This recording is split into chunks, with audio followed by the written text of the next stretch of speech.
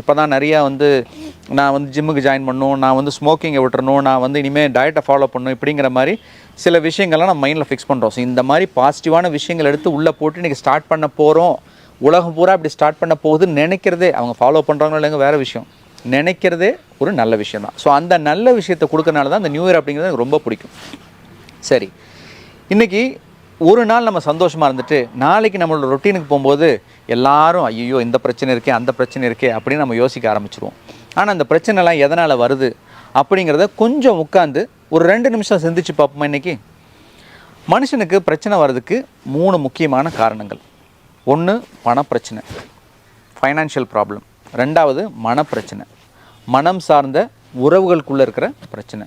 3வது உடல் ரீதியான பிரச்சனை, வியாதிகள். ஸோ இந்த 3ஐயும் வந்து ரொம்ப சிம்பிளாக எப்படி வந்து ஹேண்டில் பண்ணலாம், இல்லை எப்படி புரிஞ்சுக்கலாம் அப்படிங்கிறத ஒரு 2-3 நிமிஷம் இன்றைக்கி வந்து சிந்திச்சு பாருங்கள், அது பயனுள்ளதாக இருக்கும். முதல்ல வந்து பணப்பிரச்சனை. இன்றைக்கி 90% பேர்த்துக்கு பணப்பிரச்சனை வர்றதுக்கு காரணம் என்னென்னா, அவங்க ஏதோ பெருசாக பண்ணி லாஸ் ஆகி அப்படியெல்லாம் கிடையாதுங்க. சரியான பிளானிங் இல்லாதனால வர பணப்பிரச்சனை தான். ஏன்னா இன்றைக்கி நம்ம எல்லாருமே வந்து இன்றைக்கி ஒரு பணம் வந்துச்சுன்னா செலவு பண்ணுறோம். ஒரு லோன் வாங்கினா இஎம்ஐ கட்டிக்கலான்னு ஒரு பிளான் பண்ணி நம்மளால் கட்ட முடியாத அளவுக்கு இஎம்ஐயில் கூட லோனை வாங்குகிறோம். ஸோ சிம்பிளான ஒரு விஷயம் என்னென்னா, ஒவ்வொரு செலவு பண்ணுறதுக்கு முன்னாடியும் அதுக்கு முன்னாடி இன்றைக்கி உட்காந்து உங்களோட வரவு எவ்வளோ, உங்களோட கமிட்மெண்ட்ஸ் எவ்வளோ, இதில் எவ்வளோ மிச்சமாகுது, இதில் எவ்வளோ செலவு பண்ணலாம், இல்லை உங்கள் வரவை எப்படி அதிகப்படுத்துறது, இல்லை உங்கள் செலவை எப்படி குறைக்கிறது, நம்ம மிச்சப்படுத்துறத எப்படி வந்து அதிகமாக்குறது, இப்படிங்கிற ஒரு சிம்பிளான பிளான். இதுதோ நான் ஒரு பெரிய ஃபைனான்ஷியல் கன்சல்டன்ட்லாம் கிடையாதுங்க. ஆனால் நிறைய பெரிய பெரிய கம்பெனிஸ் எல்லாம் அவங்களோட ப்ராஃபிட் லாஸை வந்து ஃபைனான்ஷியல் கன்சல்டண்ட்டை வச்சு இதெல்லாம் ஒர்க் அவுட் பண்ணுறாங்க.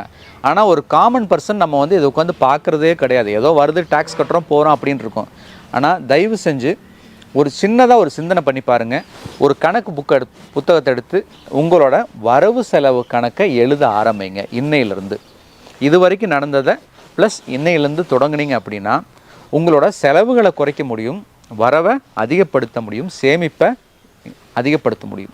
இது மூலமாக என்னது, நம்மளோட ஃபைனான்ஷியல் ஃப்ரீடம். இன்றைக்கி எவ்வளோ பெரிய வியாதியே இல்லாமல் இருந்தால் கூட, இல்லை மற்ற உறவுகளில் பிரச்சனை இல்லாமல் இருந்தால் கூட, ஃபைனான்ஷியல் ஃப்ரீடம் இல்லை அப்படின்னா அவங்களால நிம்மதியாக வாழ முடியாது, சிந்திக்க முடியாது. இன்றைக்கி தேதிக்கு அது ரொம்ப தேவை.